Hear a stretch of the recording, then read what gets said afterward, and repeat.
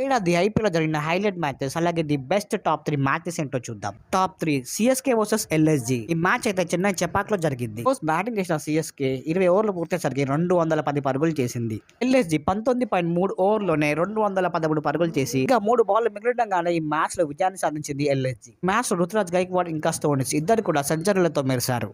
Top 2 RR versus KKR. ఈ match అయితే Eden Gardens లో జరిగింది. ఫస్ట్ బ్యాటింగ్ చేసిన కేకేఆర్ 20 ఓవర్లు పూర్తయ్యేసరికి 223 పరుగులు చేసింది. మ్యాచ్ లో బట్లర్ అయితే సెంచరీతో మెరిసి 60 బంతుల్లో 107 పరుగులు చేసి ఆఖరి వరకు గ్లేస్ తో నిల్చొని సోలోగా రాజస్థాన్ రాయల్స్ కి విజయాన్ని అందించాడు జోష్ బట్లర్. ఇక టాప్ 1 కేకేఆర్ వర్సెస్ పంజాబ్. ఈ మ్యాచ్ కూడా ఈడెన్ గార్డెన్స్ లో జరిగింది. ఫస్ట్ బ్యాటింగ్ చేసిన కేకేఆర్ 261 పరుగులు చేసింది. పంజాబ్ ఇంకా 8 బాల్ మిగిలిండగానే 262 పరుగులు చేసి ఈ మ్యాచ్ లో విజయాన్ని సాధించింది. ఇది T20 హిస్టరీలోనే హైయెస్ట్ రన్ చేజ్.